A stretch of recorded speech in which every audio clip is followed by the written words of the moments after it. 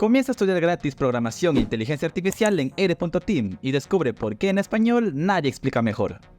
En algún momento de tu carrera de programador, ya sea que estés comenzando o tengas años de experiencia, en algún momento, estoy seguro, te has preguntado por qué hay tantos lenguajes de programación.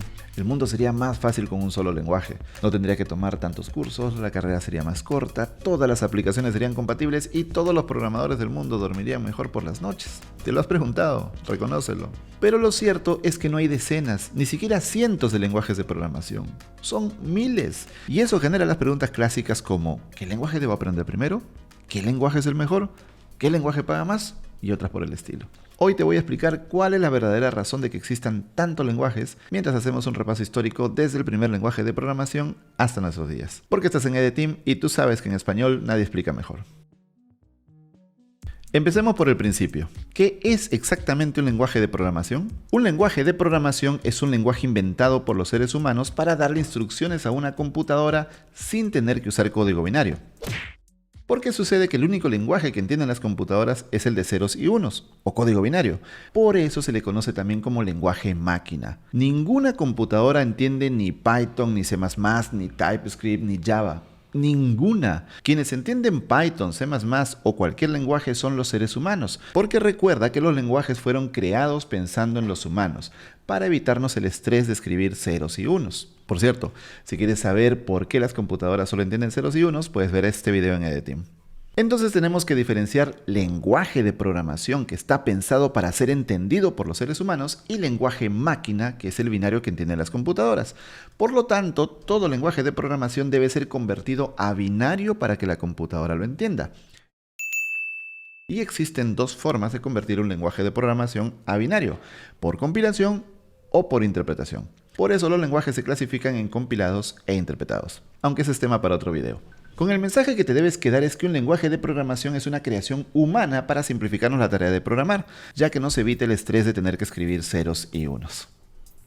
Ahora que sabes qué es un lenguaje de programación, es más fácil responder a la pregunta de por qué hay tantos. Y la respuesta es muy sencilla. Alguien vio un lenguaje y pensó, yo lo puedo hacer mejor. Y ¡zas!, que crea un lenguaje nuevo. Obviamente no es tan sencillo, hay detalles técnicos y recursos implicados, pero en esencia es eso.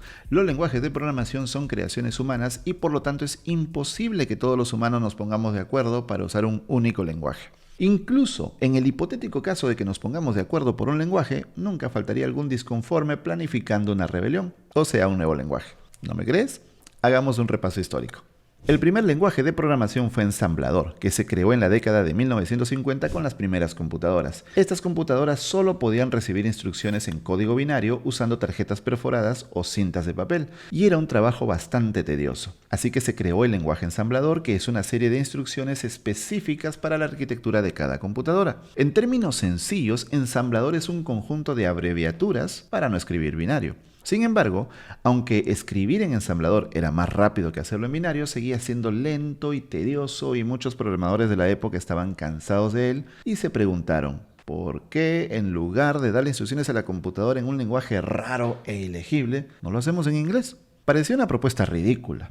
¿Hablarle en inglés a la computadora como si fuera una persona? Pero fue Grace Hopper una de las principales impulsoras de esta idea y escribió el primer compilador de la historia, es decir, un software que podía traducir esas instrucciones en inglés a código máquina o binario. Gracias a ese primer compilador se crearon los primeros lenguajes de alto nivel, es decir, lenguajes que no requieren especificar tanto detalle de la arquitectura de la computadora como ensamblador, que es de bajo nivel. Los primeros lenguajes de alto nivel fueron Fortran, lanzado en 1957, y COBOL, lanzado en 1959. Fortran se usaba para cálculos matemáticos y COBOL para contabilidad, y al día de hoy ambos lenguajes se siguen usando. De hecho, COBOL es uno de los más importantes en el sector financiero. Y estos fueron solo los primeros lenguajes. Hoy hay tantos que puedes quedar mareado. Sin embargo, para que no te marees y aprendas programación e inteligencia artificial con las mejores explicaciones en español, estudia en EdeTeam.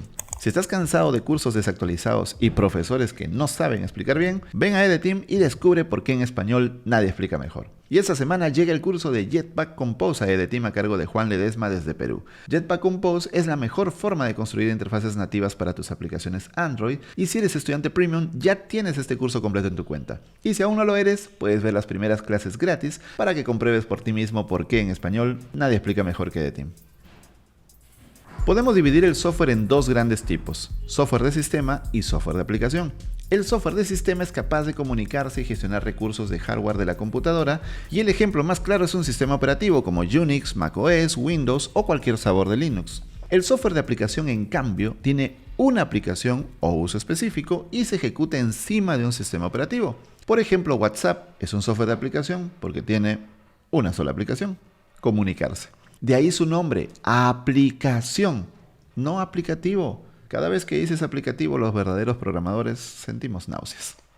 Para 1970 existían lenguajes para crear aplicaciones como Fortran o COBOL, pero para programar las tripas de una computadora, o sea, desarrollar sistemas o manejar el hardware, el único lenguaje seguía siendo ensamblador. Hasta 1971, cuando dos ingenieros de Bell Labs, Dennis Ritchie y Ken Thompson, crearon el lenguaje C para reescribir un pequeño sistema operativo que habían creado y que se llamaba Unix, sin saber que sería el sistema operativo más importante de la historia. La revolución de C fue que podías mover el sistema operativo de una computadora a otra en lugar de tener que reescribirlo desde cero para cada computadora, como se hacía hasta entonces en ensamblador. Así que C nació para mejorar a ensamblador. Y si quieres saber más de C y de Unix, puedes ver este video en Editing. Pero C no era perfecto, así que 8 años después, un programador llamado Bjarne Stroustrup pensó que a C le faltaba programación orientada a objetos, un paradigma que usaban otros lenguajes como Simula o Smalltalk, así que creó un nuevo lenguaje al que llamó C con clases en 1979 y que renombró a C++ en 1983. Así que C++ nació para mejorar a C. Y ambos lenguajes fueron la base de casi todos los que vinieron después. Pero el ser humano siempre está buscando nuevas formas de complicarse la vida, o de hacerla más cómoda, depende del ángulo del que lo mires. Así que en 1989, un programador holandés llamado Guido van Rossum, que trabajaba con C, estaba aburrido de escribir siempre las mismas instrucciones en C, así que escribió un pequeño script para automatizar estas tareas repetitivas y lo llamó Python. No tenía idea de que acababa de crear el lenguaje más usado del mundo. Y Python fue creado para mejorar un aspecto de C, la automatización. Por cierto, si quieres saber más de Python y su historia, puedes ver este video en Editing. Unos años después, en 1994, James Gosling, que trabajaba en Sun Microsystems, estaba trabajando en un proyecto secreto con un equipo también secreto que tenía como nombre clave Green Team. Este proyecto buscaba crear un software que funcione en cualquier dispositivo de hardware. Inicialmente querían crear un control de TV universal porque la televisión era un negocio muy rentable. Y lo empezaron a programar en C++. Sin embargo, sintieron que este lenguaje no era eficiente para lo que buscaban, así que crearon, adivinaste, un nuevo lenguaje al que llamaron Java. Seguro lo conoces y seguro lloraste más por Java que por tu ex. En esos años la web explotó y Java se empezó a usar rápidamente en la web. Tal fue su éxito que un año después nació un lenguaje que tomó prestado el nombre y se bautizó como JavaScript, para aprovecharse de la fama. Y hasta hoy existe gente confundiendo Java con JavaScript, así que el truco de marketing les salió perfecto. Si quieres saber más de la historia de Java, mira este video en Editing. Pero ahí no acabó todo, porque ante el éxito de Java, Microsoft no se iba a quedar de brazos cruzados. Tenía miedo de que este lenguaje que funcionaba en cualquier hardware y cualquier sistema operativo les quite relevancia, así que crearon su alternativa a Java. Para eso contrataron a Anders Hellberg, el genio que había desarrollado Turbo Pascal y Delphi, y con él crearon el Java de Microsoft, al que bautizaron como C# en el 2000. C# tomó prestaditas muchas cosas de Java y su símbolo representa 4 veces el símbolo más, lo que da a entender que llegó para mejorar a C++. Y si quieres saber más de C#, mira este video en Editing.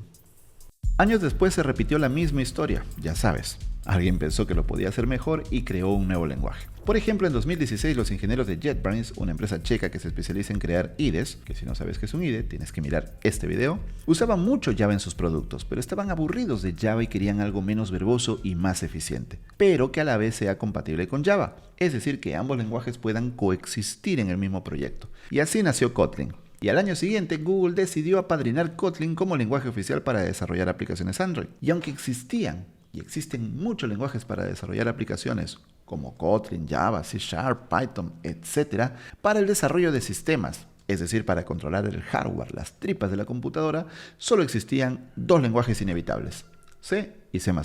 Pero ya sabes cómo termina esta historia. Un buen día de 2006, Ray Hoare, ingeniero de Mozilla que trabajaba en Firefox, se dio cuenta que estos lenguajes tenían bastantes problemas en la gestión de la memoria y pensó: yo lo puedo hacer mejor. Y así nació Rust, un lenguaje que es tan robusto que el kernel de Linux, que siempre se había desarrollado con ensamblador y C, ahora usa también Rust. Y si quieres saber más de Rust, tienes que ver este video en Editing. ¿Y la historia terminó con Rust? No, porque en 2022 unos ingenieros de Google presentaron Carbon, un lenguaje experimental para competir contra Rust y ser otra alternativa a C y C++. Carbon es un lenguaje aún en etapa temprana y no sabemos si crecerá hasta ser una alternativa importante o no. Pero demuestra el punto de este video, de que siempre habrá alguien que piense, yo lo puedo hacer mejor, y 9 meses después, o un poquito más, traerá al mundo un nuevo lenguaje de programación. En este video he tomado una rama muy específica de la historia de la programación, que son los lenguajes derivados de C y C++. Y aún así, por temas de tiempo, he dejado varios lenguajes por fuera. La cantidad de ramas y subramas en las que se dividen los lenguajes de programación es tan grande que podemos hacer una serie de videos con la historia de la programación. Deja tu comentario si te gustarían estos videos. Por otro lado, aunque existen muchos lenguajes, no te asustes porque si entendiste este video también entenderás todos nuestros cursos de programación e inteligencia artificial en EDTeam. Porque si estás cansado de cursos desactualizados y profesores que no explican bien porque están más preocupados por los likes, ven a EDTeam, la escuela online más obsesionada con la calidad de los cursos. Porque la programación no es difícil si te explican bien. Y en español, nadie explica mejor que EDTeam. Y si no sabías por qué existen tantos lenguajes de programación, hoy lo aprendiste en EDTeam. Comienza a estudiar gratis programación e inteligencia artificial en ere.team y descubre por qué en español nadie explica mejor.